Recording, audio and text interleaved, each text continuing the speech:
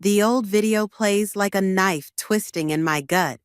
There I am, 5 years old, hovering at the edge of the frame while my parents fawn over Olivia's perfect ballet recital pose.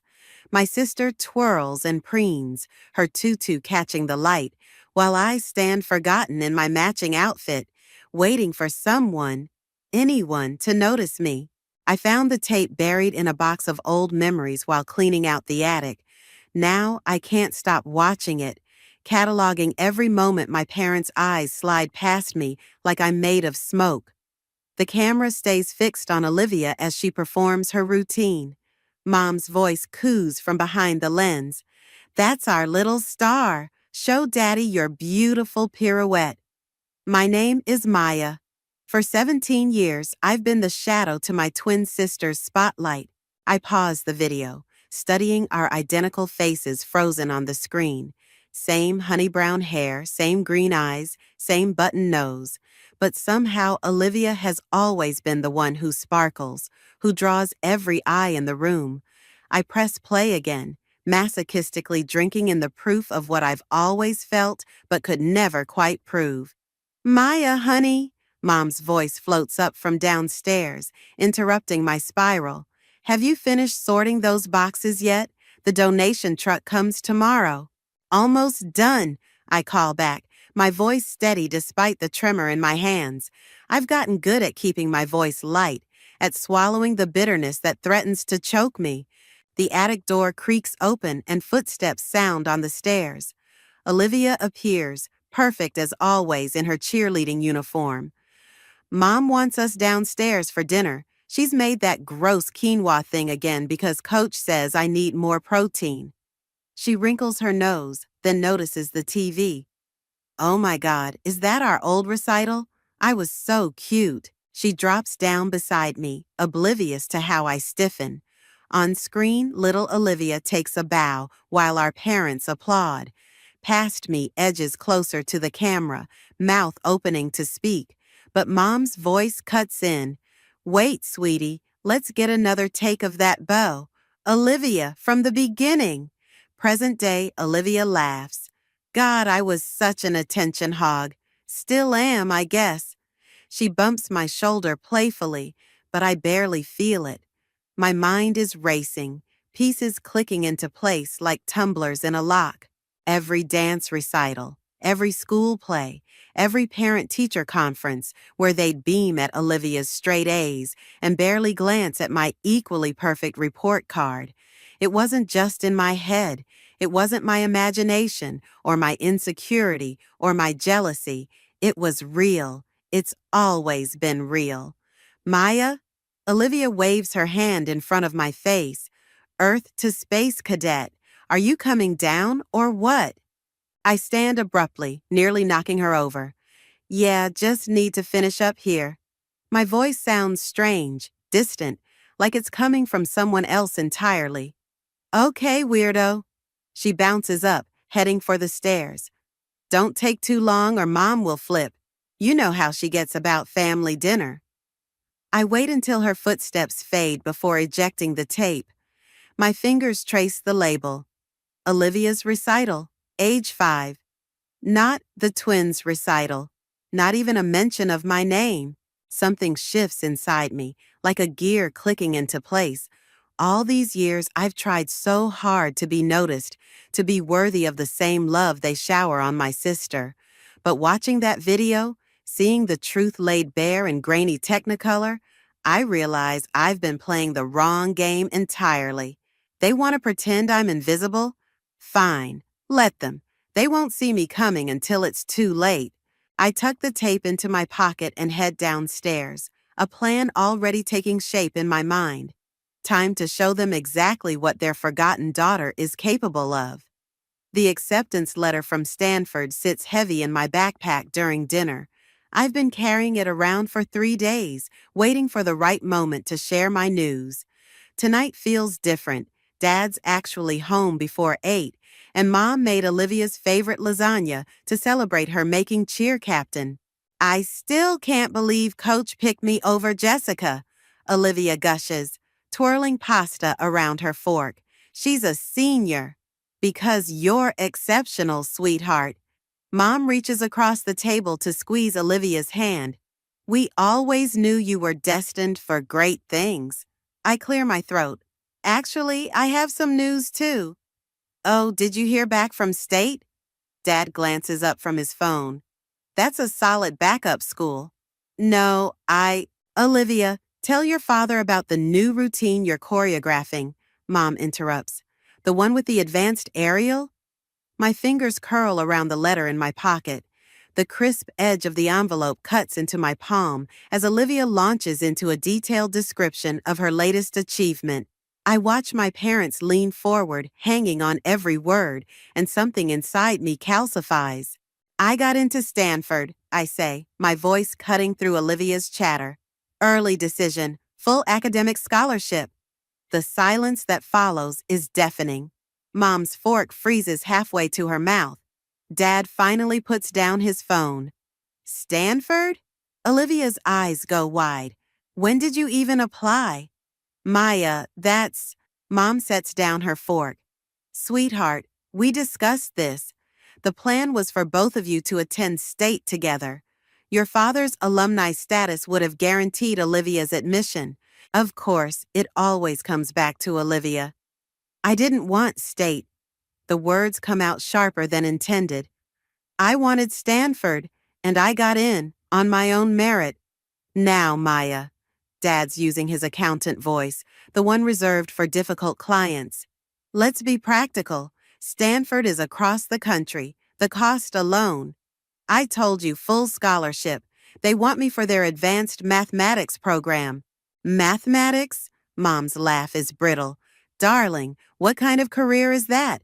Now, business school like your sister's planning? I don't want business school. My voice rises despite my efforts to stay calm. I want theoretical mathematics. I want Stanford. I want... To abandon your sister? Mom cuts in. After everything we've done to keep you girls together? Olivia shifts uncomfortably. Mom, it's okay. Maya should...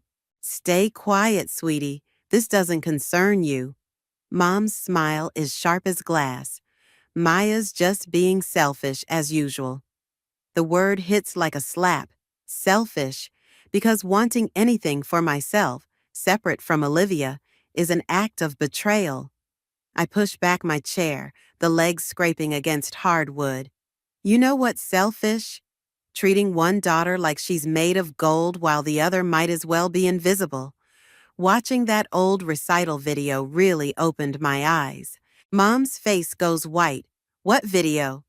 The one where you couldn't even be bothered to say my name, where you acted like I didn't exist while Olivia danced. My laugh sounds foreign to my own ears. Guess what? I existed then, and I exist now, and I'm going to Stanford. Maya, Dad starts, but I'm already heading for the stairs. Don't worry, I call over my shoulder. I'm sure you'll barely notice I'm gone. You've had plenty of practice ignoring me. In my room, I pull out my phone and text Ryan. It's done. They reacted exactly like you said they would. His reply comes instantly. You okay? I think about the carefully crafted plan we've been working on, about the secret bank account I opened last month, about the research I've done into my mother's past and the skeletons I've started uncovering. Better than okay, I type back. This is just the beginning. From downstairs, I can hear Mom's voice rising, probably already spinning this into another story about how difficult I am, how I never consider anyone but myself. Let her talk. She has no idea what's coming. I pull out the old recital video and start it playing again, but this time, I'm not watching Olivia dance. I'm watching myself in the background, learning how to disappear. It's a skill that's gonna come in very handy. The envelope from my grandparents trembles in my hands as I read their letter for the third time. Ryan sits cross-legged on my bed, watching me process the bomb they've just dropped into my carefully constructed plans. Your mother did what? He asks. Stole their retirement savings? My voice sounds hollow even to my own ears.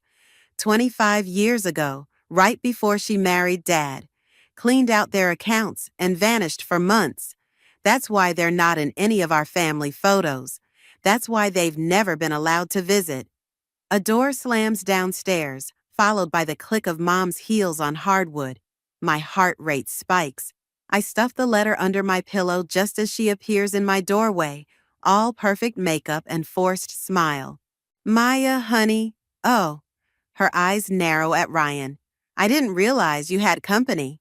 We're studying. I gesture at the calculus book spread across my bed, the perfect alibi.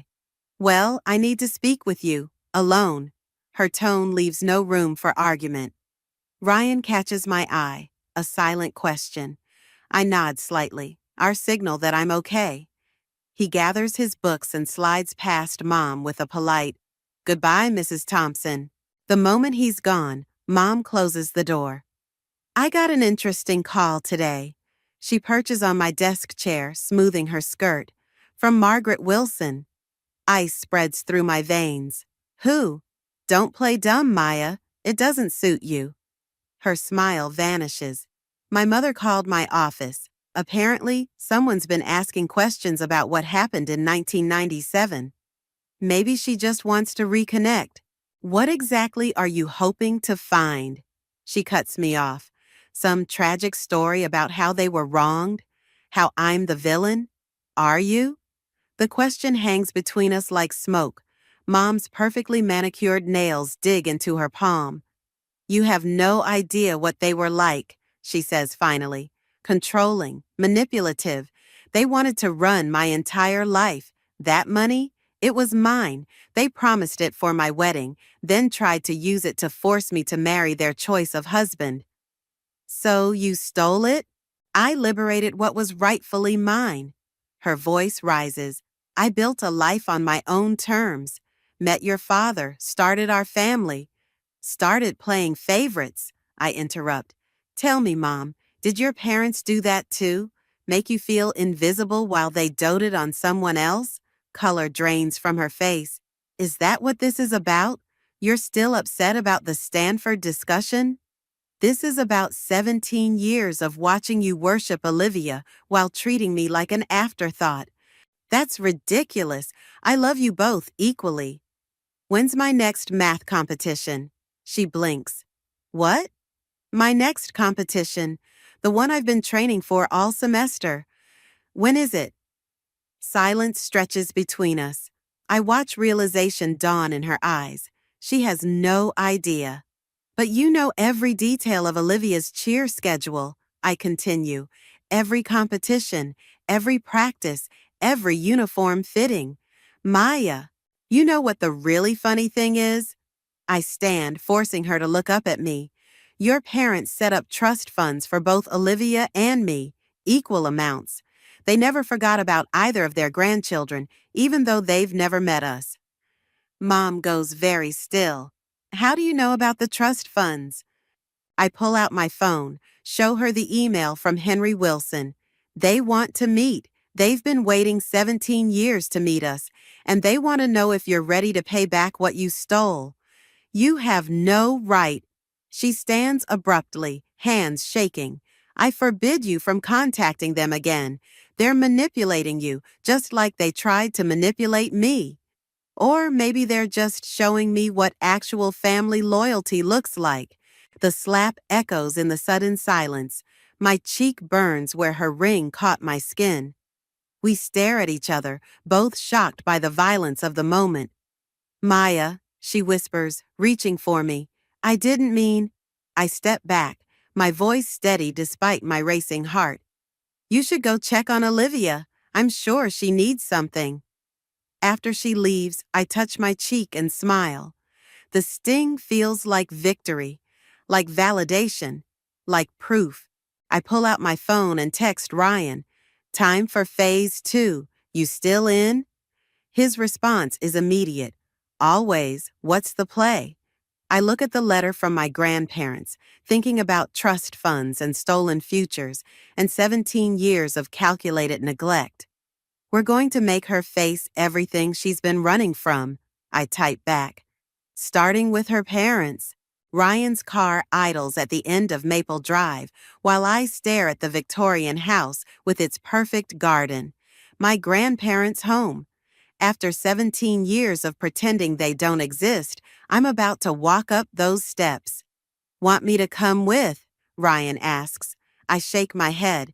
This part I need to do alone. The bruise on my cheek has faded to yellow, but I can still feel Mom's ring cutting into my skin. I touch it briefly, drawing strength from the memory, then grab my backpack and step out. Margaret Wilson opens the door before I reach the porch. She's smaller than I expected, with Mom's high cheekbones and sharp green eyes. We study each other in silence until Henry appears behind her. You look just like Karen at your age, he says softly. That's not a compliment these days. The words slip out before I can stop them. To my surprise, they both laugh. Margaret steps aside, gesturing me in. No, I suppose it's not. Their living room is filled with photos. Cousins I've never met, holidays I wasn't invited to, and there, on the mantel, 2 recent school pictures, mine and Olivia's. How did you?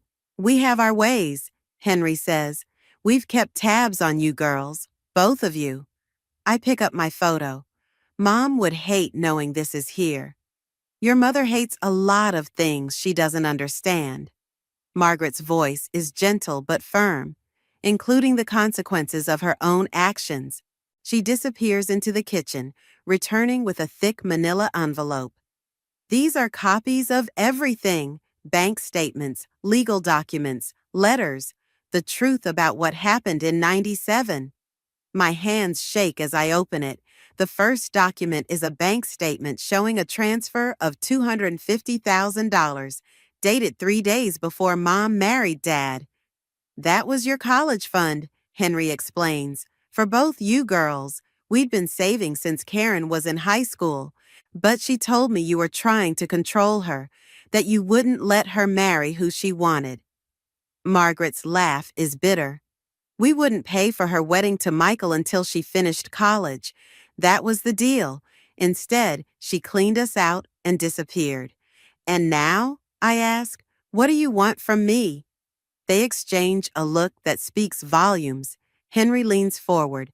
We want to make things right. We've set up new trust funds. One for you, one for Olivia. Equal amounts. Mom will never let Olivia accept it. Maybe not, Margaret agrees. But you're 17 now, old enough to make your own choices. I flip through more documents, stopping at a familiar name. Wait, Ryan Brooks? Why is his father's law firm mentioned here? Henry's expression tightens. David Brooks handled our case against Karen back then. He's been helping us track the money ever since. The floor seems to tilt beneath me. Ryan knew. All this time, he knew who my grandparents were, knew about Mom's theft, knew everything. Maya? Margaret touches my arm. Are you all right? I have to go. I stuff the envelope in my backpack, nearly running for the door. I need time to think. Ryan straightens as I approach the car, his familiar, concerned expression now seeming calculated, false. How did it? Your dad's their lawyer. He flinches. Maya, I can explain. Were you ever going to tell me, or just keep manipulating me like some puppet? It wasn't like that. I was trying to help. By lying? By pretending to be surprised every time I discovered something you already knew? His silence is answer enough. I step back from the car, my chest tight with betrayal. Maya, please, everything I did was to help you get justice. No, I say quietly. Everything you did was to help them get revenge. I was just convenient. I turn away, ignoring his calls. Behind me, the Victorian house looms like a monument to family secrets and betrayal. Ahead lies home, where Mom's perfect facade hides even darker truths. For the first time, I wonder if there's anyone in my life who isn't lying to me. My phone buzzes, a text from Olivia. We need to talk. I found something you should see. I stare at the message. remembering the twin trust funds, the matching photos on the mantle. Maybe it's time to reconsider who my real allies are. Olivia's hands tremble as she slides Mom's laptop across my bed. Look at the email drafts folder. I scan the screen, my throat tightening. Dozens of unsent messages to our grandparents, spanning years. Apologies, accusations, pleas for money, each one more desperate than the last. Keep scrolling, Olivia whispers. The most recent draft is dated yesterday. My eyes catch on phrases, financial troubles, firm failing, need the trust fund money. Then, Maya's been asking questions. Dad's business is bankrupt, Olivia says. Has been for months. They've been living on credit cards and loans. The pieces click together.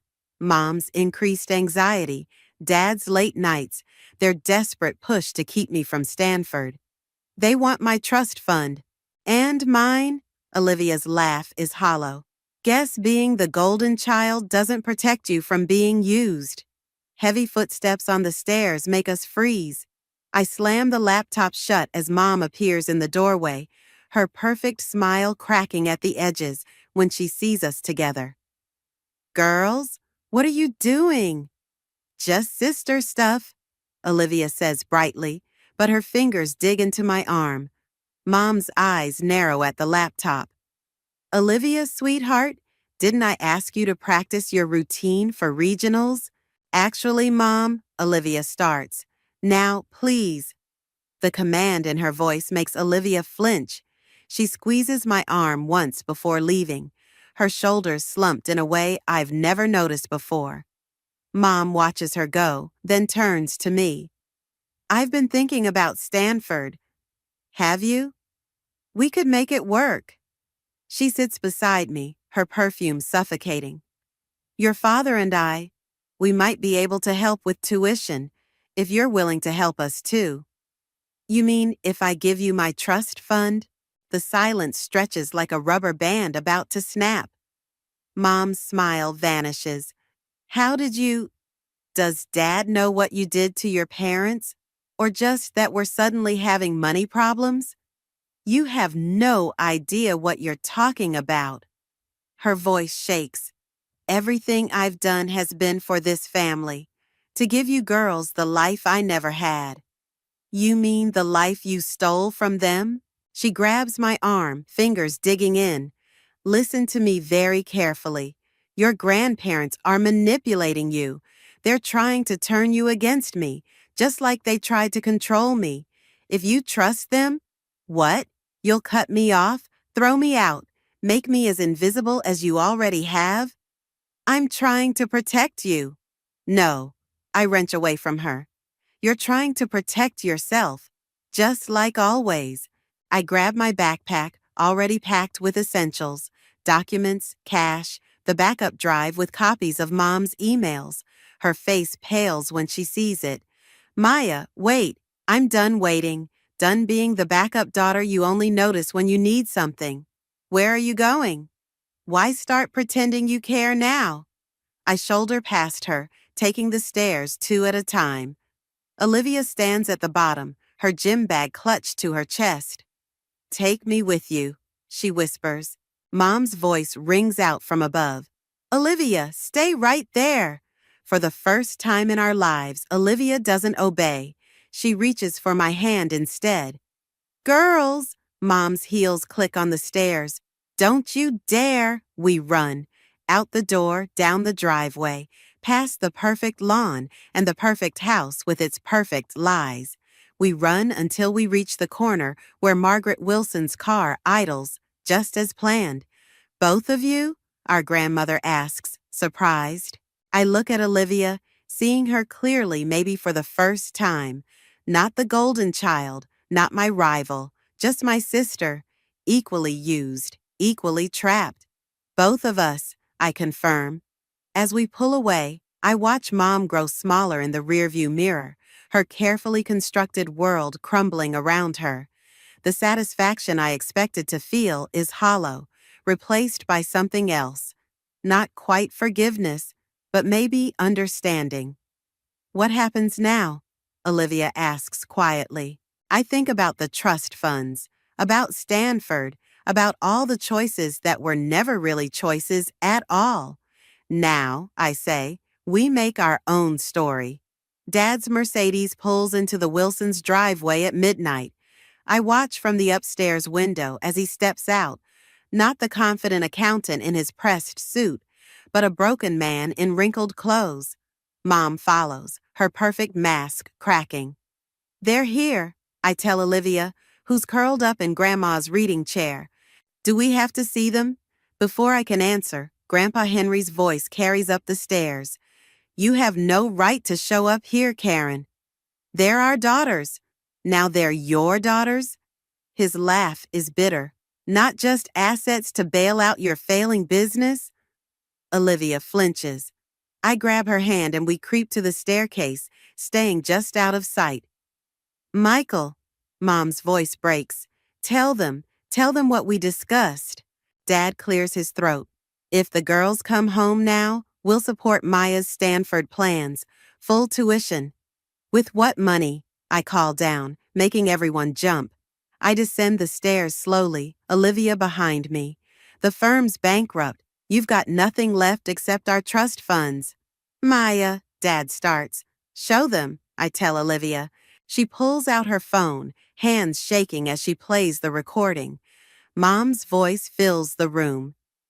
Once we have access to their trusts, we'll transfer everything to the Cayman account. They're minors. They'll never trace it. The color drains from Dad's face. Karen, what is she talking about? It's not. Mom's perfect mask shatters completely. You don't understand. The firm, the house, everything we built, it's all falling apart. I was trying to save us. By stealing from your children? Grandma Margaret steps forward. Just like you stole from us? I had no choice. There's always a choice, I say quietly. You just always choose yourself. Mom lunges forward, grabbing my arm. You ungrateful little... Dad catches her, pulls her back. Karen, stop. You're just like them. She's screaming now, mascara running. Manipulative, self-righteous. I gave you everything. You gave me nothing. The words explode out of me. You gave Olivia everything. I was just the backup plan, the spare daughter you kept around in case you needed something. Well, guess what? The spare is done being used. Mr. Thompson, Grandpa Henry's voice cuts through the chaos. The police are on their way. I suggest you leave before they arrive. Police, Dad whispers. Financial fraud? I explain. Wire transfer records, forged documents. Ryan's dad has been building the case for months. Mom goes very still. Ryan Brooks? That boy you've been seeing? That boy whose father you tried to bribe last week. I hold up my phone, showing the email chain. He recorded that conversation too. Sirens wail in the distance. Dad's shoulders slump in defeat, but Mom's eyes turn feral. You think you've won? She laughs, high and brittle. You think this makes us even? I'll tell them everything about the hacking, the stolen passwords, how you and Olivia conspired. Mom, please. Olivia steps forward. Just stop. Don't you see what she's done to us, to our family? You did this, I say softly. All of it. Every lie, every manipulation, every moment you made me feel worthless. It led to this. The sirens are closer now. Dad takes Mom's arm. Karen, we need to go. She yanks away, staring at me with something between hatred and recognition. You really are my daughter, aren't you? Just as calculating, just as ruthless. No, I shake my head. I'm nothing like you, because I'll never abandon my sister. Police lights flash through the windows. Mom's face crumples as Dad finally pulls her toward the door. Maya, she calls back, suddenly sounding very small. I did love you, in my way. I don't answer, can't answer. Just watch as my parents hurry to their car, as red and blue lights flood the driveway, as 17 years of pain and invisibility crystallize into this single moment of hollow victory. Olivia's hand finds mine. Are we terrible people? I think about revenge and justice, about hurt people hurting people, about the thin line between evening the score and becoming what you hate. I don't know, I whisper, but at least we're free. The courthouse bathroom mirror shows two identical faces, but Olivia's makeup is perfect while mine's smeared from crying. 3 months since that night at our grandparents', and here we are, about to testify against our own mother. You don't have to do this, I tell her, fixing my mascara. I can handle it alone. Olivia grabs my hand, stopping its trembling motion. I'm done letting you handle things alone. A knock at the door makes us both jump. Girls, Margaret's voice is gentle. They're ready. The courtroom feels smaller than I expected. Mom sits at the defense table, designer suit pristine, mask firmly in place. Dad's already taken his plea deal, probation and restitution, but Mom refused, convinced she could still control the narrative. Her eyes lock onto mine as I take the stand. I see the exact moment she realizes what's coming, the slight widening, the flash of fear beneath the perfect facade. Miss Thompson, the prosecutor begins, please tell the court about the events of September 15th. I describe finding the video, discovering the financial records, uncovering the web of lies. Mom's attorney objects twice, but the judge allows my testimony. With each word, Mom's mask cracks further. Then the prosecutor holds up an envelope. I'd like to enter this into evidence. A letter from the defendant to her daughters, dated last week. My heart stops. I haven't seen this letter. Objection. Mom's attorney stands. This wasn't overruled. The judge nods. Proceed. The prosecutor hands me the letter. Mom's handwriting is shaky, nothing like her usual precise script. Please read the highlighted portion. I swallow hard. My dearest girls, by the time you read this, I'll have transferred the remaining funds offshore. Your father was weak, taking that plea deal, but I'm not going down without a fight. I've arranged everything. Once I'm cleared, we can access the money and start fresh. All you have to do is stick to the story we practiced. Remember who really loves you. Remember who made you what you are. The courtroom erupts in whispers. Mom's attorney looks stricken, but Mom is smiling. You really are my daughter, she says, loud enough for everyone to hear. Playing the long game, using people's weaknesses against them. I taught you well. No, I stand, ignoring the judge's warning. You taught me what not to be. Every manipulation, every lie, every moment you made me feel worthless. It showed me exactly who I never wanted to become. Miss Thompson, the judge warns, but Mom's not done. Everything I did was for you girls. Everything. And this is how you repay me? By destroying our family? You destroyed our family. Olivia's voice rings out as she stands in the gallery. Maya didn't make you steal from our grandparents. She didn't make you plot to steal our trust funds. She didn't make you love me more than her. Order! The judge's gavel cracks like thunder. Mom's perfect mask finally shatters completely. I loved you both. I gave you everything. You gave us trauma, I say quietly, and now we're giving you consequences. The bailiff moves toward Mom as she lunges forward. You ungrateful little... Mrs. Thompson! The judge's voice cuts through the chaos. One more outburst, and you'll be held in contempt. Counselor, control your client. But it's too late. Everyone's seen the real Karen Thompson now. Not the polished real estate agent, not the perfect mother, but the desperate, manipulative woman who would sacrifice her own children to save herself. As security leads her back to her seat, She catches my eye one last time. In that moment, I see something I've never seen before. Recognition, not of me as her daughter, but of herself, of what she's become, of what she's lost. I'm sorry, I whisper, though I'm not sure if I'm apologizing for exposing her or for becoming what I had to become to do it. The judge calls a recess. Olivia meets me at the witness stand, wrapping me in a fierce hug. It's over, she murmurs, but watching Mom being led away, her shoulders straight despite everything, I wonder if anything is ever really over when it comes to family. No, I say. Now we get to start over. The prison visiting room smells like cheap coffee and regret. Mom sits across from me in her beige jumpsuit, her perfect mask finally stripped away. 6 months into her sentence, and this is the first time I've visited. You look well, she says, studying my face.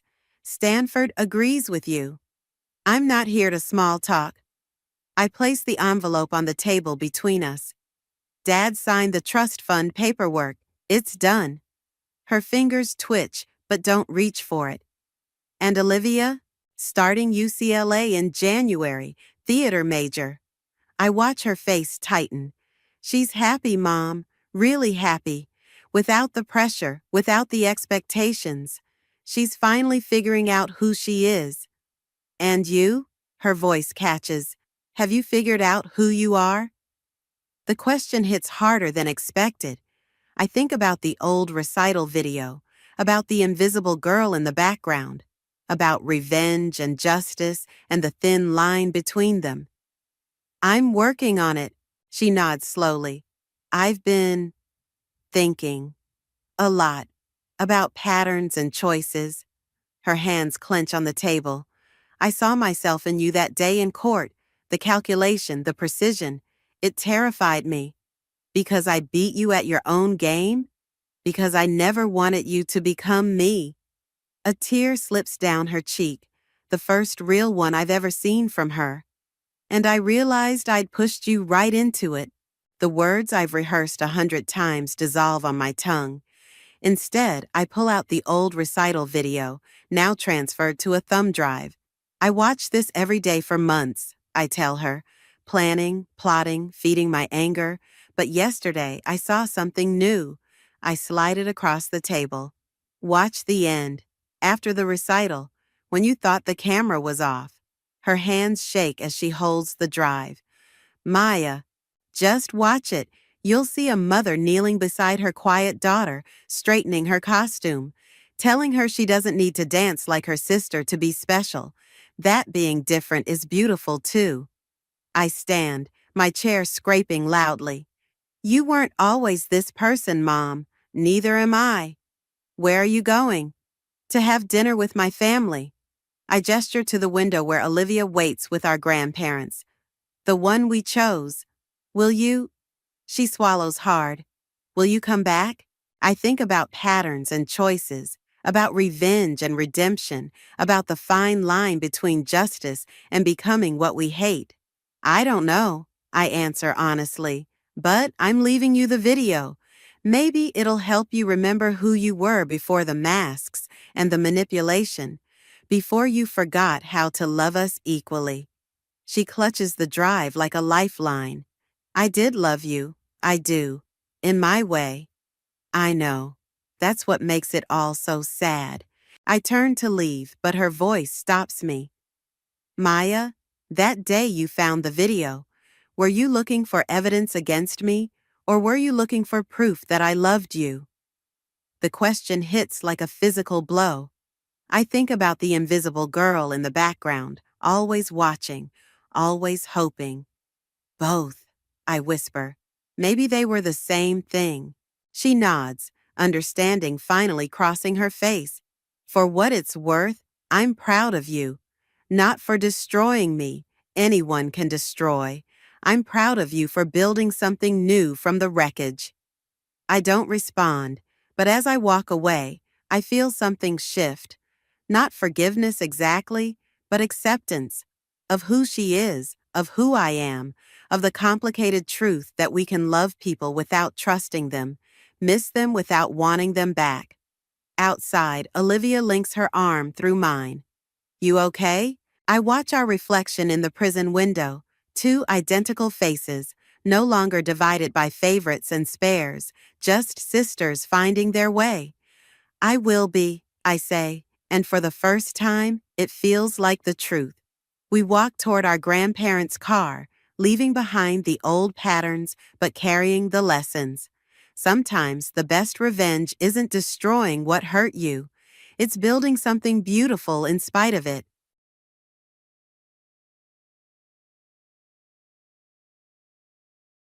My name is Megan Anderson. I got married right after graduating from college and had a child 3 years later. But we divorced soon after. 3 years have passed since then. And now I work at a real estate agency. My ex-husband, Billy, showed up and scoffed at me. What, you work at a place like this? Ah, welcome. Idiot, you think I'd rent a cheap room like this?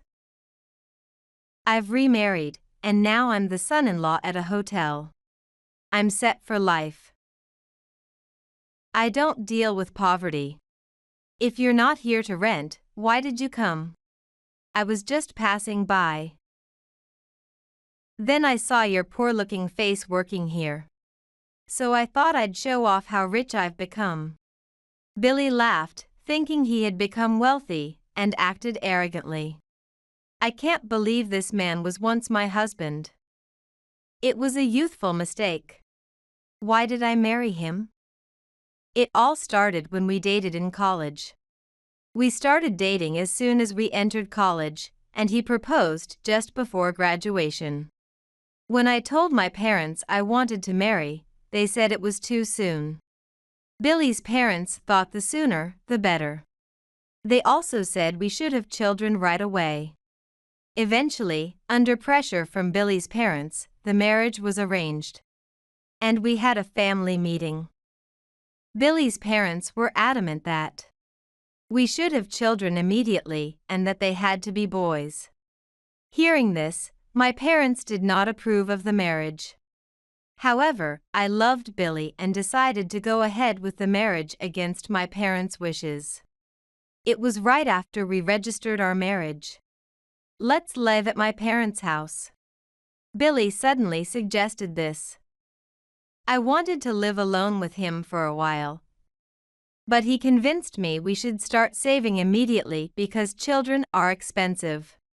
Although I was anxious about living with his parents, I convinced myself it would work out and agreed. However, even after a year, I did not get pregnant.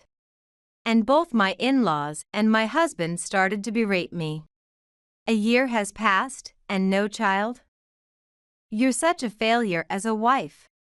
If you can't have children, you're just a maid. Don't embarrass me. I was attacked every day. Moreover, by that time, he started bad-mouthing my parents as well. Your parents are really poor, huh? What do you mean? It was at the family meeting. What about your mother's clothes? How can she wear such outdated clothes? And her bag and shoes are antiques. Your father's suit is old-fashioned too.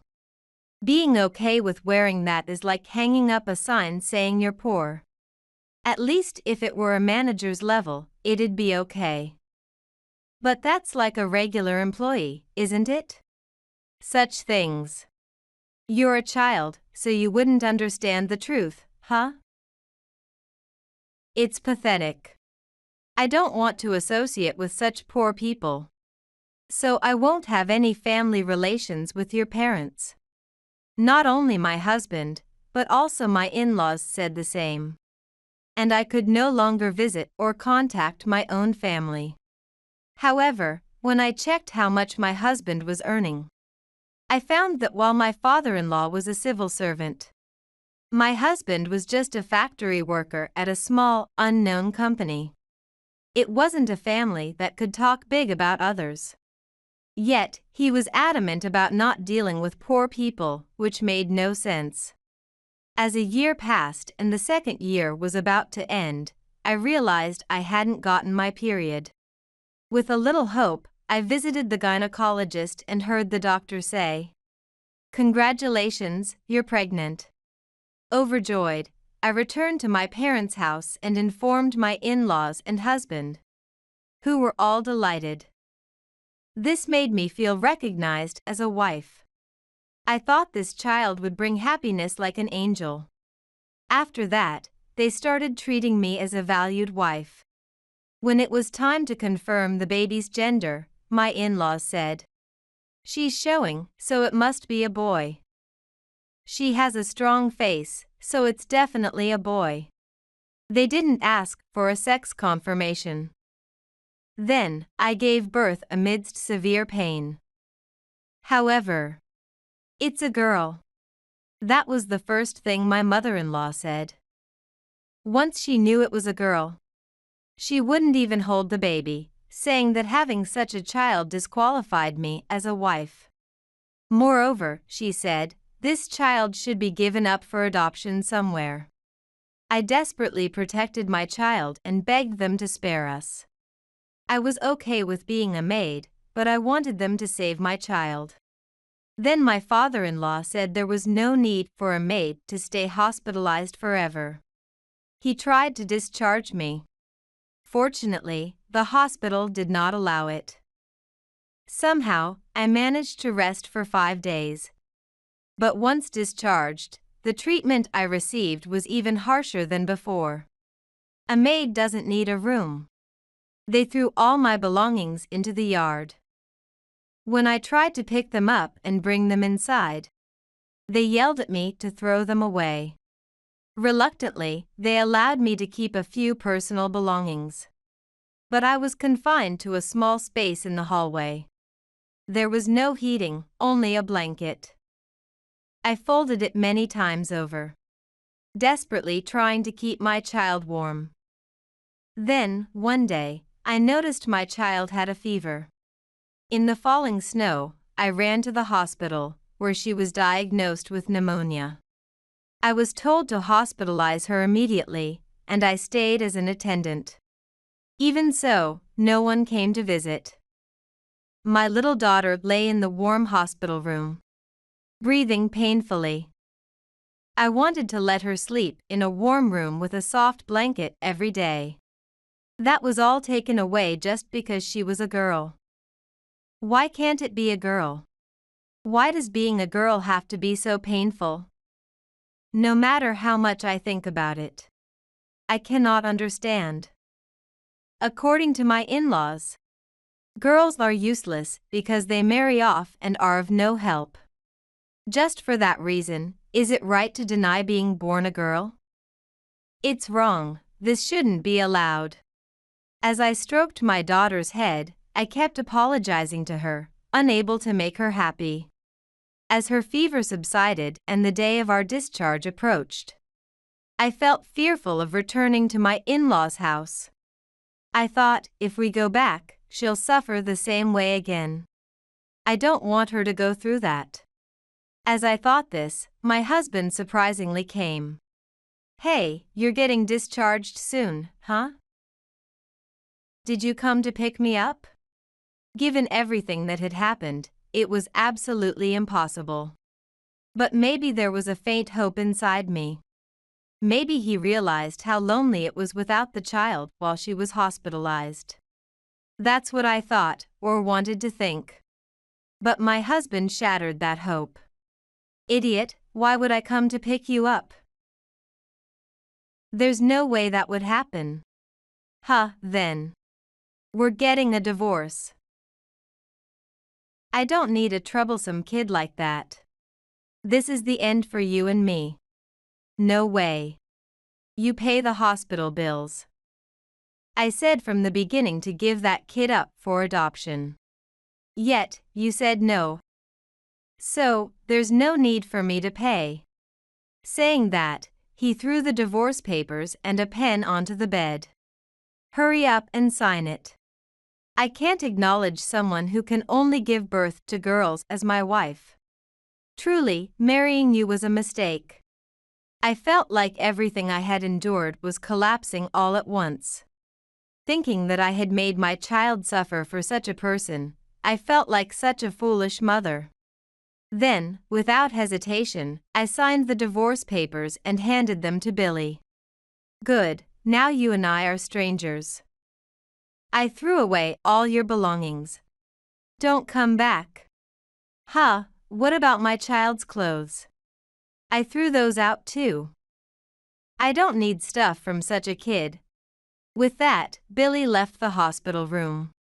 The other mothers in the room had heard our conversation and looked at me with pity.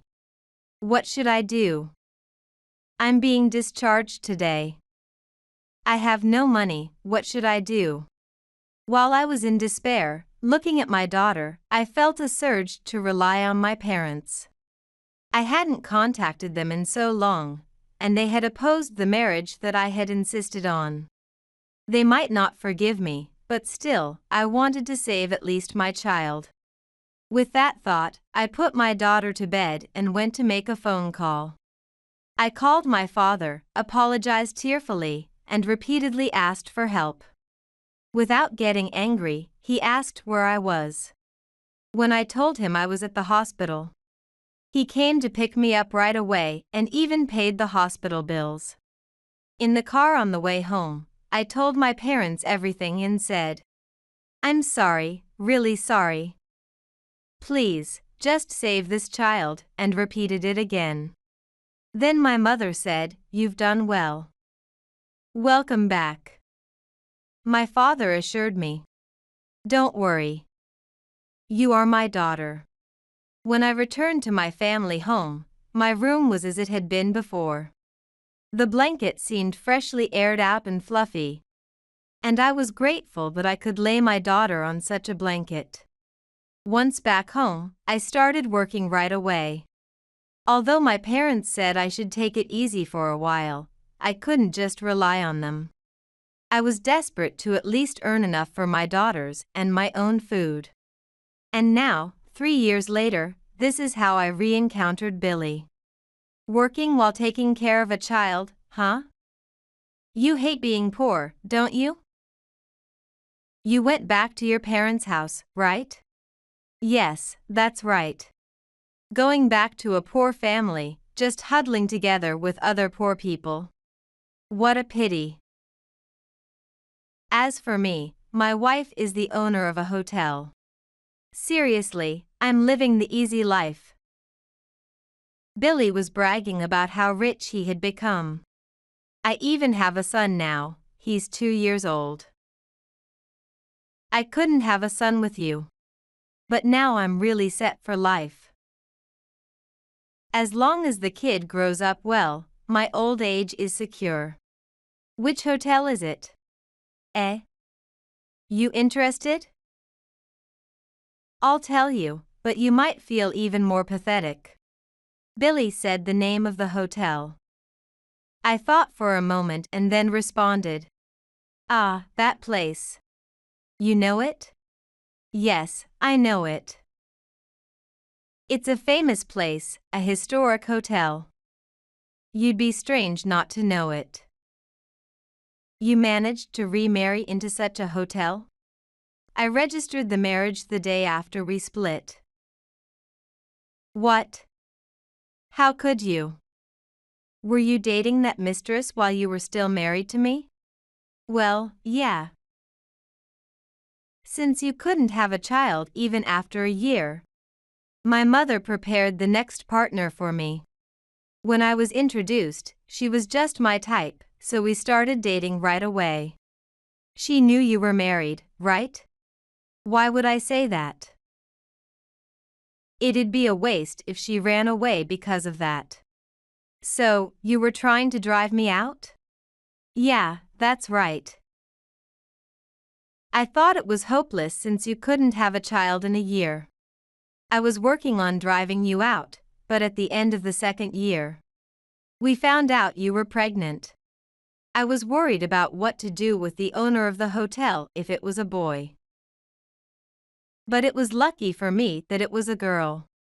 So, you treated my daughter horribly because you were cheating? Can't help it. Even my mother said we didn't need a girl. What kind of people are you? Well, from my point of view, maybe you were the one cheating. What do you mean? The current wife was the real relationship. But seriously, I was freaking out about how to drive you out because you wouldn't leave. Then, when that kid got pneumonia, again, I was lucky. I really am lucky, huh? Yes. I'm lucky too. Lucky to have divorced a man like you. If we had continued as a couple, my daughter would have only been unhappy. Well, say whatever you want. My mom was encouraging it. There were no problems. Plus, she's an owner at a historic hotel. Such a good connection isn't something you just stumble upon. Compared to that, you're pitiful. A single mother in poverty. No one would remarry you, right? Looks like you're stuck in poverty for life. I don't plan to remarry, so I don't care about that. Sure. No need to pretend. No one would bother with you anyway. I really think about it sometimes. Now I'm among the rich. I've quit my job, you know. I'm the hotel owner's husband. I can live just by playing around. So, divorcing you was definitely the right move. Huh? You quit your job? Yeah, I quit. Working hard is for the poor. Is that okay? Of course, it's okay. I have nothing to worry about. Is there nothing to worry about? What do you mean by that? Doesn't that hotel have a huge debt? Huh? No way. What, are you saying stupid things because I've become rich? Jealous, huh? How pathetic. If you want, I can even treat you to some fun since you don't have money. I'll pay for it. Can't even take your kids to an amusement park or zoo, right? Though I find kids boring anyway. We were a couple once. If it's about adult fun, I'll cover it. You're really stupid, you know? The debt of that hotel is well known in the real estate industry. Don't lie. You're just trying to make me anxious. Hopeless, really. I handed him my business card. If you ever have trouble, feel free to contact me. Whether I'll help you or not, I'll think about it then. Who do you think you are? Some real estate agent's clerk can't help. He stopped mid-sentence because the business card read CEO. Huh, what does this mean? The parents you called poor own buildings everywhere. They're real estate tycoons, not just buildings but also large leisure facilities. No way. They dressed like that, how could they be so rich? My parents buy quality and use it for a long time. The outfit my mother wore then cost over $10,000, and her bag is worth at least $30,000. They repair things instead of throwing them away. They're not poor. They just understand the value of things. My father's suit then, you couldn't afford it in a lifetime. How can that be? Then why are you working here? If you're really the CEO, you wouldn't be working as a clerk. I'm not a clerk. I just happened to stop by today. But that suit, it's like what a clerk would wear. Yes, I choose such designs on purpose. There's no point in flaunting luxury to customers, right? No, that's weird. If you're a tycoon's daughter, you don't need to work. People feel alive by working. If you just play, you'll decay. That can't be right. Billy seemed taken aback but quickly recovered, trying to maintain his bravado. No. You're just a fool who can't do anything but work because you're poor at heart. It's definitely more fun to play. That's your way of life, I won't deny it, but your wife must be having a hard time. She's dealing with a huge debt, and her husband is such a mess. It's like you're living in a fantasy. I really did the right thing by divorcing you. Shut up. You couldn't even have a son, you're useless. Even if it were a boy, someone like you wouldn't make a difference. Besides, it takes two to make a child. Sure, your current wife had a boy first. But wouldn't a hotel value a girl more? What? Billy's face darkened, but he quickly returned to normal. Maybe divorcing you was a mistake. Why? If you're really a real estate tycoon's daughter, you must have more money than a hotel keeper. Yes. But I can do what I love thanks to my current wife. So, I don't think it was a mistake. And I had a son. Hope it doesn't go bankrupt. Billy left after that, but half a year later, in a panic, he contacted me saying, I need to see you. There was no need to see him since we were divorced. But it seemed like that time had come, and I felt like seeing his pitiful face.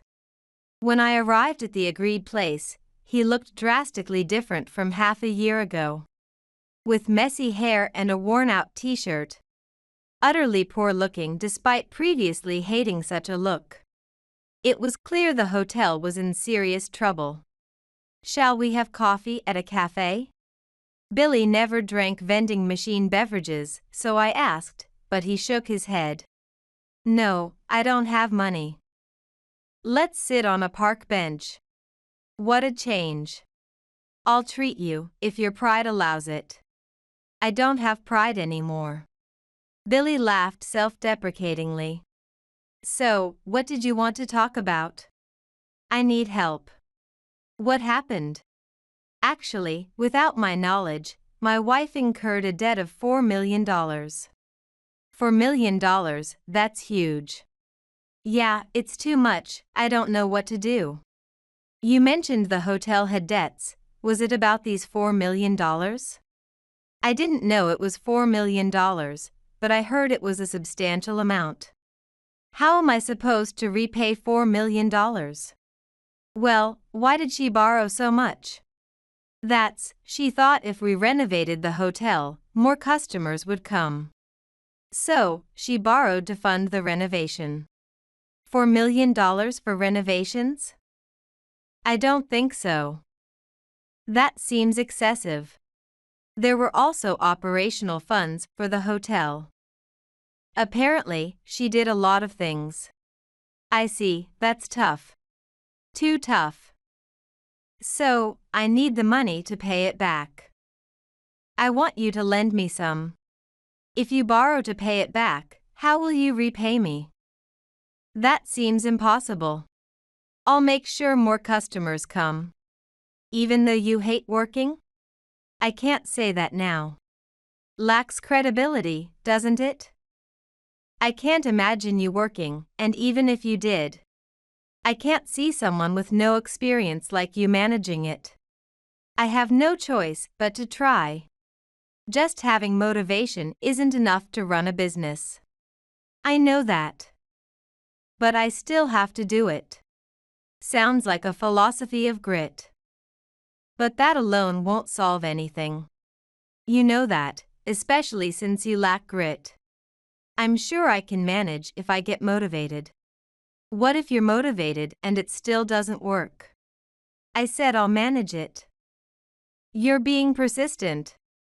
Of course, I am. You're talking about borrowing $4 million. How can I not be persistent? Besides, I can't lend money without collateral. I am the collateral. You say that with so much confidence, but you're literally worthless. Fine. I'll put up the hotel as collateral. I think the hotel is already collateral for the existing loans. Oh, right. Who's the guarantor for these $4 million? Huh? Guarantor? There must be one for such a large loan. It's my wife. How can the borrower be her own guarantor? You should really check into it. Why? There's no need to check. I give up. You really have no sense of crisis. I contacted my team to check on the guarantor for the $4 million, and as expected, it was Billy. That's ridiculous. I thought so. But I didn't know. Didn't you sign something? Billy thought for a moment, then realized. Ah. When I was drunk, she had me sign some papers. And you signed them without checking? Yeah, I was drunk and it was so troublesome. I was very sleepy. That must have been the guarantor document. That, she tricked me into being the guarantor? Well, you are a couple. It's more about your lack of awareness than being tricked. What should I do now? Being a guarantor means I'm responsible, right? Yes, now it's not just someone else's problem anymore. If your wife can't pay, the debt comes to you. How did it come to this? I can't just hang around anymore. That's where you're wrong? You shouldn't be just hanging around at this stage anyway. Maybe she took the $4 million loan because you were just fooling around. What do you mean? If you had been supportive as a husband, this might not have happened. Seriously. Billy was scratching his head, overwhelmed by the situation. But it was his fault for neglecting his responsibilities while playing around. That hotel. It's been a while since the loan. But the number of customers hasn't increased, right? Is that so? Your wife might disappear soon. Huh, why? There's $4 million in debt? That's why. She's probably at her limit. If she disappears, the $4 million debt falls to you, the guarantor, and she and the child can be free. If it's to protect her child, she might do just that. I'm going home. Take care. Billy hurried back to the hotel, but when he returned, his wife and child were gone. Only a note was left, which read, "Please take care of the $4 million. After seeing the note, Billy immediately contacted me. Megan, what should I do? What do I do now? Oh, what happened? Just like you said, she's gone with the child. I see. What should I do now? Looks like you'll have to pay. That's impossible, you know it. Come on, help me out. You can handle $4 million easily, right? Yes, I can manage that amount. I knew it. Please, help me out. I'm not going to help you. I don't even want to. Why not? Think about it. What did you say when I didn't get pregnant? You blamed everything on me. And what about when our daughter was born? Remember, you said a girl was unnecessary even though you were her father. To top it off, during a cold winter, you forced us into a corner of the hallway with only one blanket. Even thinking about it now makes me furious. For your family, our daughter got pneumonia. On the day of her discharge, you, without any money, thrust divorce papers at me and demanded I pay the hospital bills. You were worse than a demon. That's irrelevant now. Irrelevant? Do you think so? Do you know how delighted I am to see you drowning in debt? Seeing you suffer and panic gives me such pleasure. Huh, but you were worried about me, researching and… That wasn't for you. It was for me. It's more interesting if you are the guarantor, so I checked. I never intended to help you. After being ridiculed and our child suffering because of you, I won't feel relieved until I see your family fall into hell. Don't say that. That $4 million, there's no way you can handle it alone, right? Of course not. Why don't you ask your parents? Or maybe take out life insurance? There are ways. You're still on my side, right? You're suggesting these solutions. No. I'm merely guiding you to hell, along with your parents. And I've decided to sue for compensation. Plus, child support. $500 a month until she graduates from university. Pay it all at once. That's impossible.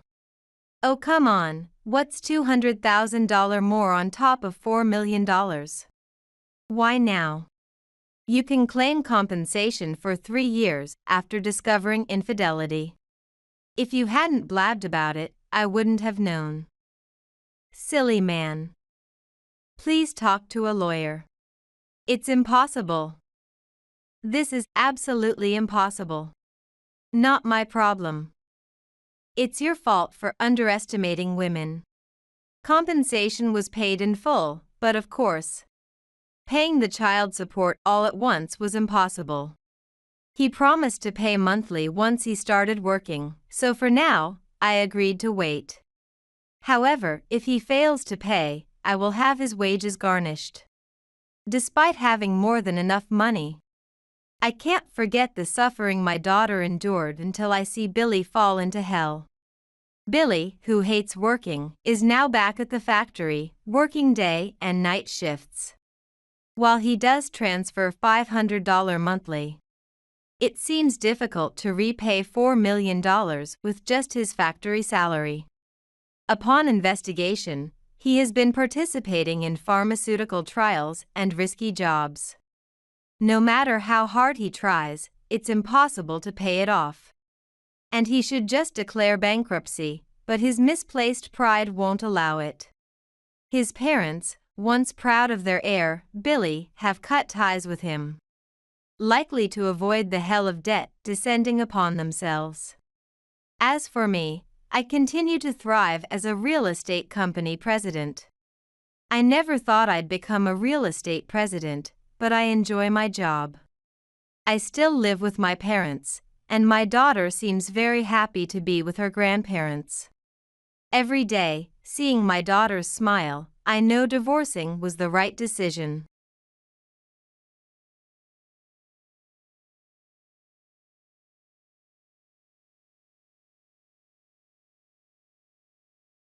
My sister walking with such a shabby husband, she still can't get her life together, as usual.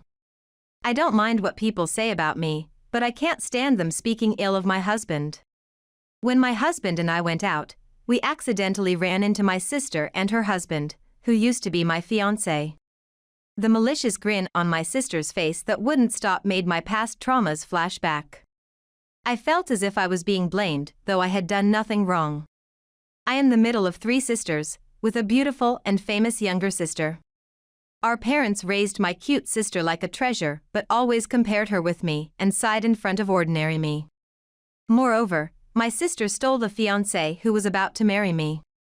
But unexpectedly, I met my beloved husband and was blessed with cute children, and I thought I had finally grasped my happiness. Why am I looking down like that time again? You always looked down on me like that, didn't you? Those words slipped out of my mouth after years of not seeing my sister, and she laughed scornfully. Big sister, you were so miserable and pitiful, it was unbearably funny. My hands are trembling. Is this from sadness, or is it from anger? If I were my former self, I would be sucked back into those negative emotions. I decide to break free from the past. I raise my head and look straight at my sister, who was once called a beautiful girl, but now her resemblance has faded. This is a farewell. To the painful past, to the pitiful me, and to the sister in front of me. No more mercy. That's the end of such rude remarks. I am Kate Brown, 45 years old. While raising two elementary school-aged children, I work at the same company as my husband, Steve. We have a decent income and lead a satisfying life. If I may talk about myself, my life turned around after I met my husband. Born in the middle of three sisters, I was called a bad child by my parents. Especially, I was often compared to my excellent younger sister, and each time, my parents would sigh. Furthermore, my sister had a well-formed face, unbelievable to have come from my father and mother. At that time, she was a famous beauty in the neighborhood, and the parental doting on her was tremendous. My parents always affirmed whatever my sister said and never scolded her. And the sister, raised with money and affection, grew into a very beautiful and smart woman. My sister and I were often compared, especially I, who had worse grades than my sister, received all the scolding from our parents. Why can't you do like your sister? It was painful to be asked something that had no answer. My parents only praised and boasted about my sister. By the time I graduated from high school, my parents had no expectations for me, and I got a job at a small local company. There, I met a man. His name was Jim, an older man working at a client company. It's easy to imagine that I, who had just started working, was smitten by him, who handled his work smartly. Moreover, Jim, who I could only send passionate glances to since I lacked confidence in myself, asked me out. Surprised but overjoyed, before I knew it, I had accepted his proposal. I hadn't had happiness in my life, so God gave me a present. I seriously thought so, but happiness crumbled quickly. It was the day he came to greet my parents. The moment he saw my sister, I understood. He was captivated by my beautiful sister. I immediately noticed his heated gaze at my sister, so I escaped home as soon as the greetings were over. Distressed, I confronted him several times. "You love me, right?" "Of course," he said, trying to calm me down, but I couldn't settle down. The image of my smirking sister stuck in my mind. So, the day before our planned marriage registration, when he called me out, and I saw him holding hands with my sister waiting there, I was stunned but also thought in the corner of my mind, I knew it. I don't remember what the three of us talked about. Maybe the shock was too great, and my brain wasn't working. I only understood that he and my sister were going to get married, and my sister's words. "He is too good for you, big sister." Then, when my sister suddenly announced her marriage, my parents didn't oppose it, rather, they were more delighted than when I announced my marriage. Indeed, my parents only saw my sister. Losing my fiancé and feeling like I had lost my family, I couldn't recover from the sadness and became confined to my room. I was in so much pain I wanted to disappear. But only my kind sister, who had always been kind since childhood, stayed by my side, allowing me to recover little by little.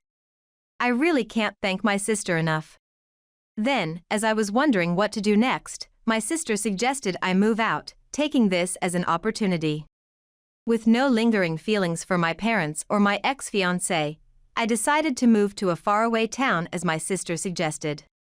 When I submitted my resignation, a boss mentioned that he had a connection in that town and offered to introduce me to a job. It was an offer I couldn't wish for more, as I was looking for a new job at that time. When I went to the introduced workplace, the boss's acquaintance waiting there introduced himself as Steve. He was a seemingly unimpressive man, 6 years older than me. However, one time, when I brought canned tea to tea-loving Steve, his narrow eyes softened further in thanks, and I felt a liking for him.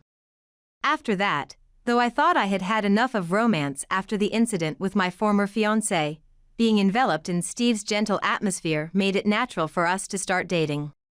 The time we spent together was very calm, and just sitting and talking in the room made me feel fulfilled. When the number of years we had been dating was about to hit double digits, Steve proposed to me. Honestly, I was surprised by the proposal because I had somewhat given up on marriage, but there was no reason to refuse. Steve knew about my family situation, so he didn't inform my parents and had a small wedding just for the two of us. The ceremony in a small church surrounded by greenery, blessed by sunlight filtering through trees, was very romantic. Furthermore, I, who was 35 at the time and had given up on having children due to my age, was fortunately blessed with 2 children soon after. A cute girl and a boy. I was moved by the small lives I held in my arms and vowed to love them equally. Raising children was hard, but one day, when the children were at school and we parents had been busy recently, we decided to take a day off.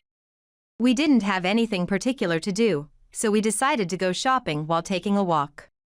Walking through the town alongside my husband, who was wearing a well-worn workman's kimono that had completely lost its shape, we were having a trivial conversation when an unfamiliar voice called out. No, it wasn't an unfamiliar voice. Because the voice clearly said, "Big sister?" When I looked in the direction of the voice, there stood my sister, whom I hadn't seen in a long time. It really is Big Sister. It's been years. I'm happy to see you. Why are you here? We moved. Hey, Jim? It's been a while. Were you doing well? Jim, my former fiancé, was standing next to my sister. I was so surprised that my mouth went dry and I couldn't speak properly. Who is this? My sister seemed more interested in my husband standing next to me than in me. She slowly looked my husband up and down from head to toe. Nice to meet you. I'm Steve, her husband. No way. Big sister, you were married.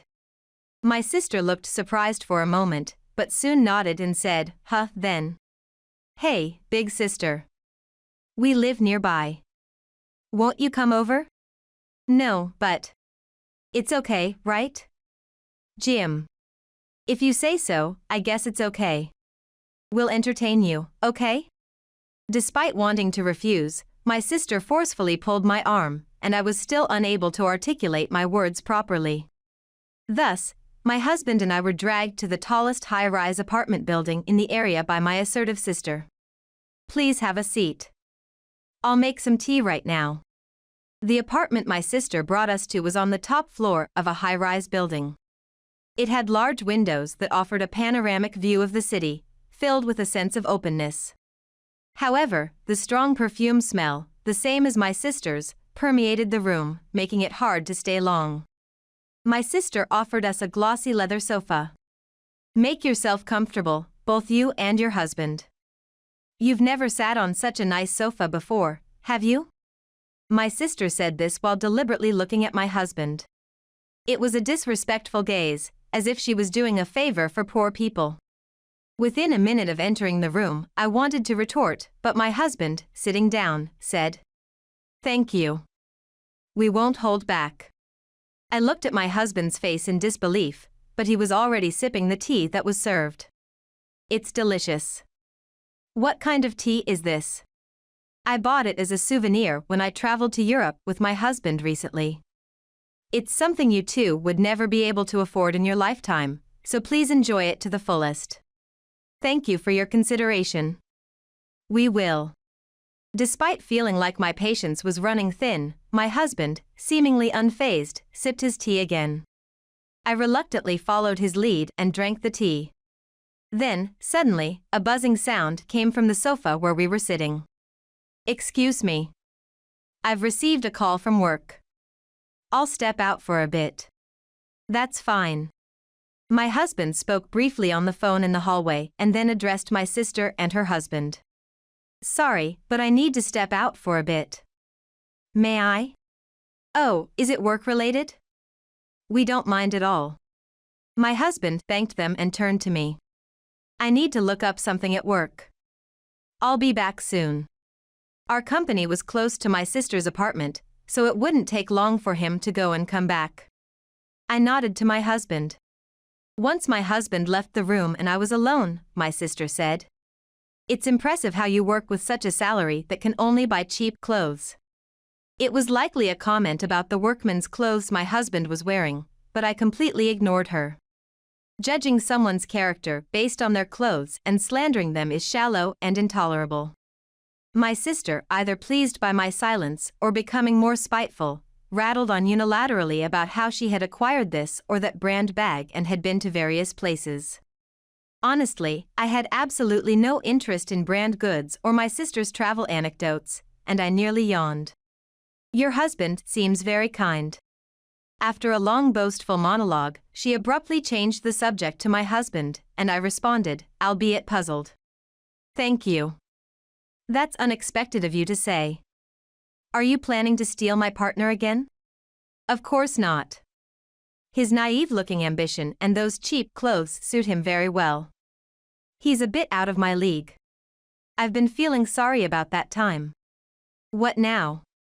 She was probably referring to the time when our engagement was broken. Well, Jim. It's not your fault. I was just more beautiful than my unattractive big sister. That's right. There was nothing wrong with your sister choosing me.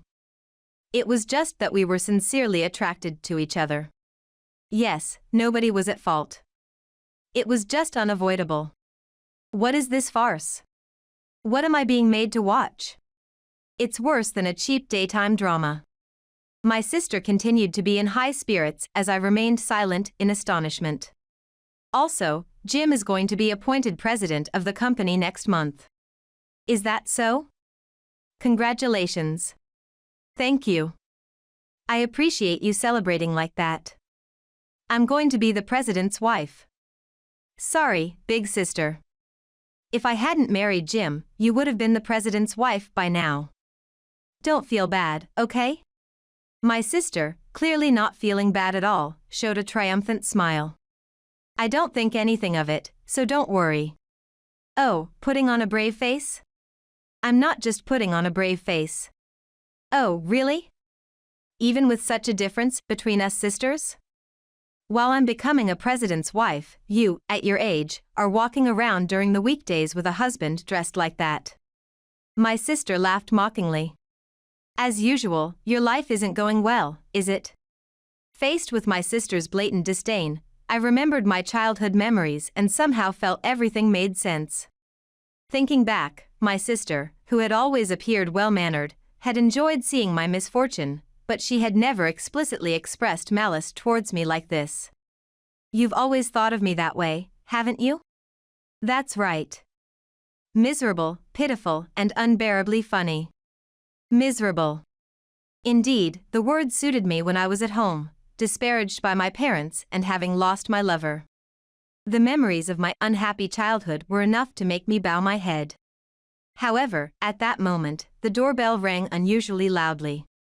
My sister opened the door, and my husband came in. Sorry to have kept you waiting. Holding a bag that he didn't have when he left, my husband, who had returned from work, sat next to me and glanced at me with concern. That's right, his calm kindness had indeed healed my once wounded heart. Wanting to reassure him that I was okay, I nodded my head once. I was done being silent and looking down. Is the company where your husband is going to be appointed president here? I took documents out of my husband's bag and spread them out on the table. What's this all of a sudden? How do you know about this? And what is this paper? Indeed, it was so. You'd be wise to shut that disrespectful mouth of yours right now. What did you say? My sister, apparently surprised to be contradicted by me, her expression that had been smug and boastful throughout turned bright red in an instant. Who are you talking to like that? That's right, what's with the sudden rudeness? We invited you here thinking you are the wife's sister. I didn't ask for this. After what happened before, do you think I'm happy to be talking with you? Indeed, you were shocked by what happened back then. I'll say it again, it wasn't your fault. It was just that your charm was less than my wife's. Huh? Say it twice? What are you talking about? Oh, it's about the time when your husband wasn't here. Your wife seemed to be very sad that she couldn't marry me, so I was just consoling her. How could I have ever considered marrying such a man? Suddenly, I felt a chill. Oh. That's quite different from what I've heard. My wife told me about a man who had promised to marry her but cheated right before the registration. That's because she wasn't attractive enough, so I told her not to worry about it. The moment Jim said those words, my husband Steve's face took on an unusually stern expression. Please stop insulting my wife. I didn't mean to insult her. I just meant that she suits a plain man like you. That's right, that's right. A big company president like Jim matches someone like me. Speaking of which, congratulations on becoming president. Ah, thank you. If you ever have trouble with money, just let me know. I might consider giving you a little help. Well, it looks like we're going to have a long relationship. My company is going to acquire yours. What? At my husband's remark, my sister and her husband looked absolutely foolish. Their previously babbling mouths were now awkwardly half open, completely motionless. A brief silence ensued. The first to reboot was my prideful sister. What silly things are you saying? You're just jealous of us, making up such vulgar lies. That's right. Stop joking around. My sister and her husband started making a fuss together. Amidst their clamor that threatened to spill the expensive tea on the table, my husband calmly slid his business card in front of them. Let me reintroduce myself. On my husband's business card was the name of a competitor company of Jim's employer, along with the title CEO. CEO, director? Huh? I can't believe someone dressed so cheaply could be a president. As for the clothes, it's a day off today. Moreover, no matter what my position may be, people like you who judge others by their clothes have no right to say anything. What did you say? My husband often wears workman's clothes because they are light and cool. Despite their being worn and shapeless, my sister has imposed a great deal of prejudice on him. It's his freedom to wear whatever he wants when not in a public setting, but she, crazily shouting lies and unable to understand that, looks downright ugly in her rage. Lies. I can't believe it. President? You're a president like me? Oh. Aren't you just scheduled to become a president, not one yet? Shut up. That doesn't matter. What's this about an acquisition? I don't know anything about it. You don't know? That's funny. Then, you're also unaware that your own company has been performing so poorly that it can't recover on its own? Huh? That can't be. I see. It seems we need to reconsider some personnel decisions. Wait. Don't rush the conversation. Actually, I just received a report at the company that the acquisition negotiations are likely to materialize. You might not believe my words, but perhaps you'll believe the people at your own company. You should check with them. What did you say? Whether Jim liked it or not, a soulless electronic tone rang out. It was Jim's smartphone. Hesitant to answer due to the timing, Jim, urged by my husband, cautiously picked up the phone. Jim's face turned increasingly pale, and sweat began to bead on his forehead. Do you believe the acquisition talk now? What are you trying to say? I wonder why your company's performance is so poor. Even if we hadn't seen each other for a while, we are indeed sisters by blood. That's why I understood when my sister averted her eyes when I asked about the poor performance. You took advantage of Jim's lack of knowledge about the company, didn't you? It must have been easy for you. I've thoroughly researched the company we're acquiring, so don't think you can talk your way out of this. My sister must have understood what I was talking about as she, too, turned pale. Looks like it's time to end this tea party. Shall we go home? That's why I advised her to keep her mouth shut. As we left the room, leaving my sister and her husband behind, an ugly scream came from beyond the door. The rant was indiscernible. But by then, I didn't care anymore. The acquisition by my husband's company went smoothly afterward. During the process, my sister was fired from the company for embezzling money. In fact, I work in the department that was advancing the acquisition plan at my husband's company, and during our investigations, I discovered my sister's wrongdoing. She must have been quite confident it wouldn't be discovered, having pocketed a significant amount of money. After the tea party, I reported my sister's embezzlement to Jim, and an enraged Jim confronted her, leading to the discovery of her affair. It seems my sister had been using the embezzled money to have fun with her lover.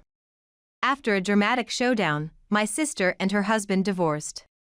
It's impressive how the same mouth that spun out those melodramatic lies could do such things. By the way, I know what happened to my sister afterward because, after being divorced and kicked out of her home, she came crying back to our parents' house, and my sister told me so. My sister and her husband now hold the real power at home and had thoroughly turned her away.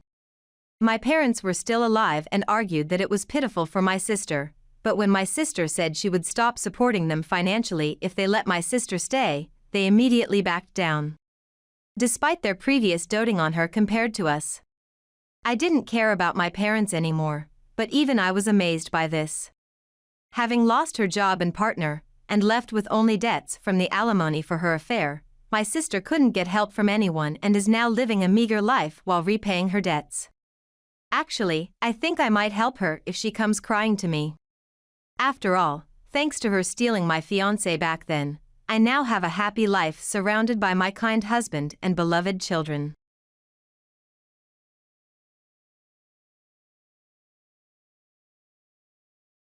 Right after the funeral of my father-in-law, I noticed my husband, Ted, who had dressed rather youthfully and meticulously for the occasion, and then, hello, a woman in a short dress above the knee, wearing a light-colored outfit. What? You suddenly felt like seeing your own father, doesn't seem like it. I wouldn't do such a thing, you know. I see, then, what are you here for? And who is this person? She's my girlfriend. We're getting married, so let's get a divorce. I'll pay you alimony. There's not a penny left, though? What? Ted thought he would inherit all of his father's assets, but actually, I am Lucy. After graduating from junior college, I have worked as a preschool teacher for 25 years. I lost my parents in an accident during my first year working. And the only reliable person left was Ted, my husband of 20 years, and our son named Kevin. Ted was a teacher at an elementary school, and I had been living busy lives, working together. When Kevin turned 20, he moved to a dormitory near his university campus, citing the distance from the campus as a reason, so now it was just Ted and I living together. Our marriage was neither particularly good nor bad. We never had big arguments. But due to our busy lives, our relationship wasn't very demanding either.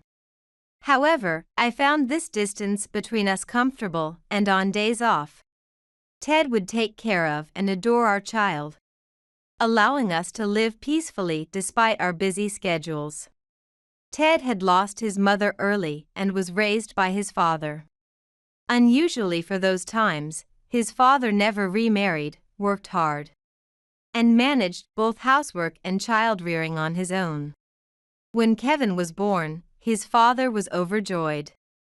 It's going to be lively now, he said with a smile as he held Kevin, making me feel relieved. At that time, I had already lost my parents, so his words reminded me of them. And it felt as if they were also celebrating with us. Ted's father often told stories about Ted's childhood. Right after Ted was born, my wife seemed to struggle a lot. She might have been what you call postpartum depression now. When Ted cried, she often cried with him. So, I had to take care of him, feeding him milk. It was tough. Was Ted a child who cried a lot? Not really. Compared to my friends' children, he didn't cry much, but once he started, he wouldn't stop easily. It was tough on my wife. I see. But over time, my wife got better, and seeing Ted walk quickly, we both used to joke that this kid is a genius. As his father reminisced about the past, his eyes narrowed as if cherishing those times. I wondered if Ted would look back at our current times the same way in the future, which warmed my heart. However, that was not the case. Enough with the old stories, said Ted as he took Kevin away from his father. It's time to feed him milk and put him to sleep, so you should go home. I was surprised by Ted's cold tone. When we were dating, they seemed like a close father and son. And even at dinners arranged to introduce me, they joked around with each other. I couldn't understand why Ted would say such things. I see. Maybe it's time for me to head back home then. Thank you for everything today, Lucy. His father lightly laughed and went home. Seeing his lonely figure, I approached Ted, who was preparing the milk. Hey, you don't need to be so harsh to your father. He's so happy to see us. Did you have Kevin for my father's sake? What are you talking about? Of course not. Then there's no need to worry about it. Hey, why are you in such a bad mood? It's nothing. You're just misunderstanding, Lucy. Ted said that, but I couldn't help but feel differently. I feel like this will lead to a falling out between them. And my unpleasant premonition came true. Following that event, Ted became colder towards his father, and perhaps because of that, his father seemed uncomfortable.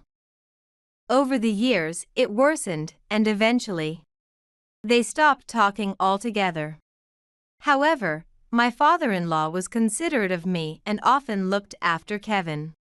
Spending time with my grandson feels like a dream. You must be busy with work too, right? Keep up the good work. He would say this, encouraging me. Ted and I both worked. And I often relied on my father-in-law, but I am grateful to him for willingly taking on the role. Yet, instead of showing gratitude, Ted remained silent. No matter how much I tried to mediate, he wouldn't listen. Moreover, as long as Dad leaves a proper will, that's all that matters. He seems to have saved up quite a bit. Hearing Ted laugh about this sent chills down my spine. I'm sorry, Father. Why would he say such things? Don't worry about it. I tried my best raising him though. It must be my fault, surely. That's not true. Well, I still have some time left. I'll do my best until the end. My father-in-law tried to stay positive about his relationship with Ted. However, when Kevin turned 20, my father-in-law fell ill. When Kevin visited his grandfather's house as usual, he found him collapsed. An ambulance was called immediately, and after various tests at the hospital, he was given 6 months to live. Surprised and saddened by the sudden news, I went to the hospital, intending to treat him as normal, but surprisingly, he waved at me cheerfully. How are you feeling, Father? Oh, it's nothing much. The doctors are probably just exaggerating, he said lightly. Though he should have received a detailed explanation from the doctor due to his wish. He's acting strong not to worry us. I felt tears welling up, but since he was smiling, I decided not to cry. With his agreement, treatment began. He had to be hospitalized long-term. Ted's attitude remained unchanged even after his father was hospitalized. I need to get him to make a will before he dies. Maybe I should contact a lawyer I know. Seeing Ted like this truly disgusted me. When I told him I would take care of his father, he was indifferent. Do whatever you want. Hearing that, I gave up expecting anything from Ted.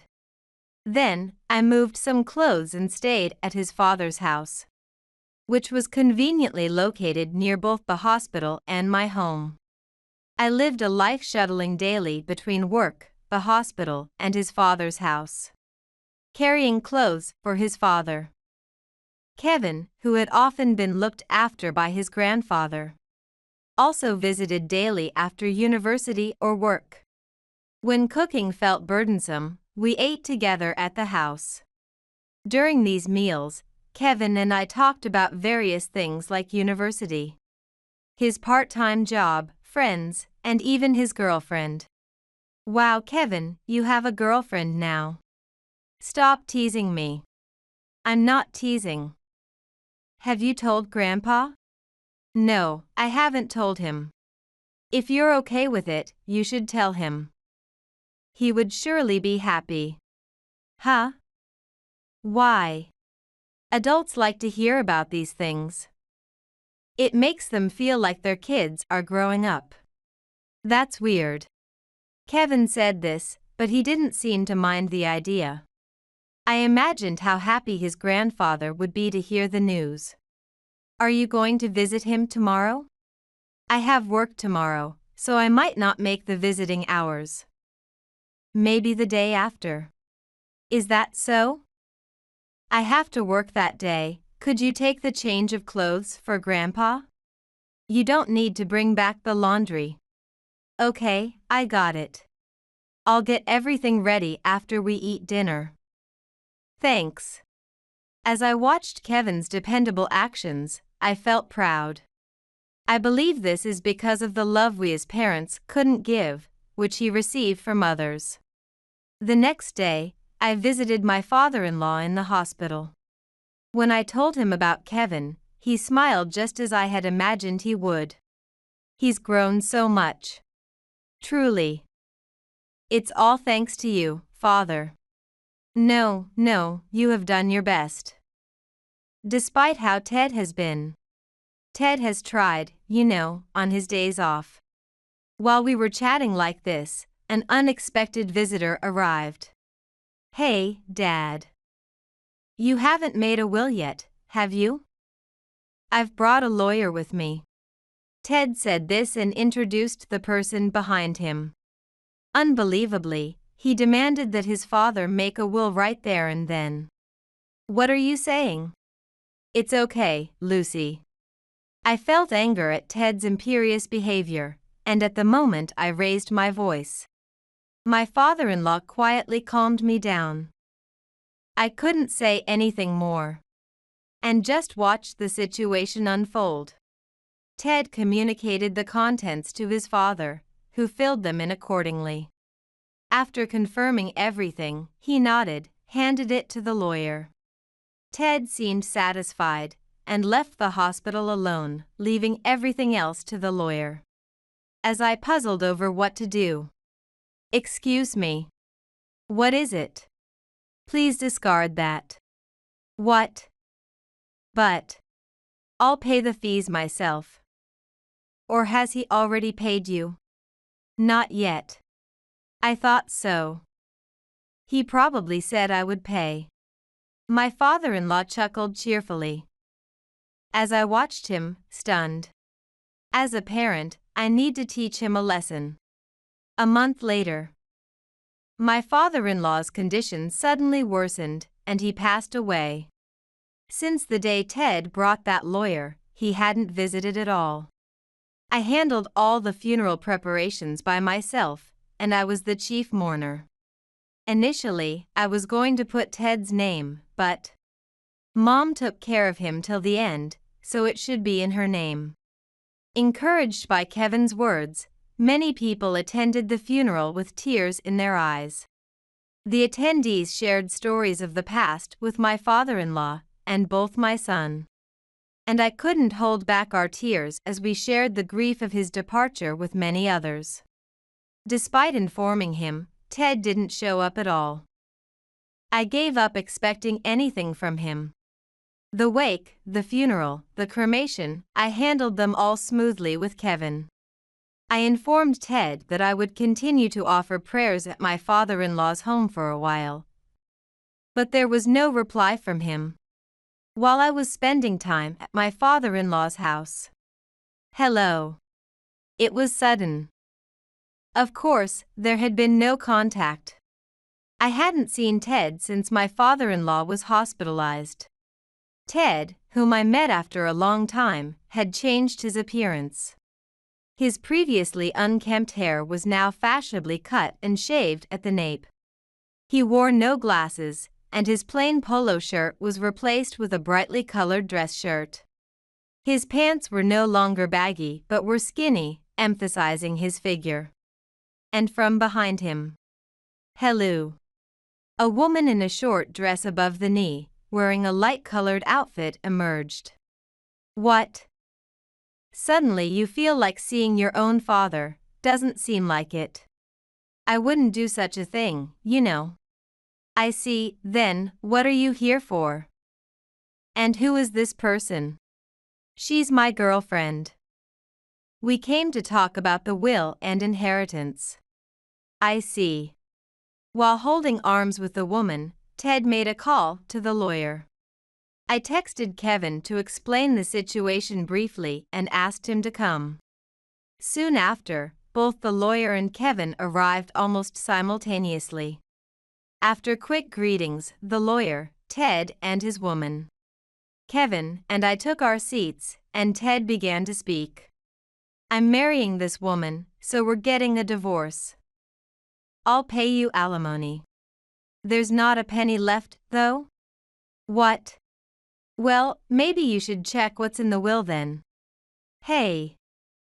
Read it out now. Ted, panicking, urged the lawyer to proceed. The contents of the will disclosed by the lawyer were: the monetary assets in the bank account shall be inherited by Lucy, my son's wife, and their son, Kevin. All the real estate properties, including land and houses registered in my name, shall be inherited by Lucy. Hearing this, Ted began to tremble violently. What does this mean? Exactly as you heard. It's your father's will. This is wrong. The will I had him make was supposed to leave everything to me. Why is everything being inherited by you? Hey. You're the lawyer, right? What's going on? Ted's anger, initially directed at me, now turned towards the lawyer. Naturally, from his perspective, it was inevitable since his request wasn't followed, but the gentleman reissued his instructions. You hadn't paid me any fee. And you mentioned he would pay, right? Therefore, I prioritized his request over yours. What have you been doing without telling me? It was the client's wish. I was merely adhering to confidentiality obligations, the lawyer stated calmly. Ted stumbled over his words, not having paid the fees himself. However, realizing he would not inherit anything, he directed his anger back at me. Why do you get everything? You're just a stranger. You thief. That thief took care of your father until the end. I also arranged his funeral. What were you doing while your father was suffering? You didn't even visit. That's irrelevant. He was my father. You should have valued him more then. It's too late to start shouting now. You stupid woman. In the heat of the argument, Ted raised his hand to strike me for the first time. I braced for the impact, closing my eyes tightly, but the blow never came. When I cautiously opened my eyes, my son had stepped between us and was holding Ted's arm. What are you doing, Dad? Let go. There's no way I'd let go when you're about to hit Mom. My son dragged Ted to the wall and pinned him there. I never hated you, Dad. But now I despise you. You mistreated Grandpa, cheated with another woman, and now you're about to hit Mom. What are you even doing? It's none of your business. Dad, since Mom moved here, you've been bringing that woman to our house, right? I knew about it. How did you know? I dropped by the house worried about you, and saw you two holding hands, looking cozy. I even have photos. Make sure you pay Mom a proper alimony. This can't be. Ted collapsed in despair. However, the woman was nowhere to be seen. It seemed she had run off after realizing the situation was bad. But with my son by my side and the lawyer's assistance, I managed to settle everything. As Kevin had pointed out, while I was busy caregiving, Ted had moved the woman in and lived together. He even told neighbors they were remarried. This helped to gather solid evidence of Ted's affair. We also found videos and photos of their intimate moments stored on Ted's computer. It turned out the affair had been going on not just since I started caregiving but for 5 years. I wasn't devastated by the revelation. Instead, I quietly acknowledged that our marriage had ended long ago. I proceeded with the property division and filed for divorce while claiming alimony.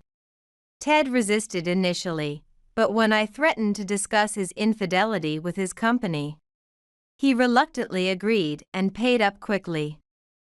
The affair partner had fled, but I extracted information from Ted, confronted her parents, and made them apologize to me. Her parents were furious about the affair, ensuring she would feel the repercussions at home. By the way, I moved to a small apartment, and the spacious house left by my father-in-law, due to its prime residential location, was transformed into a daycare and cafe.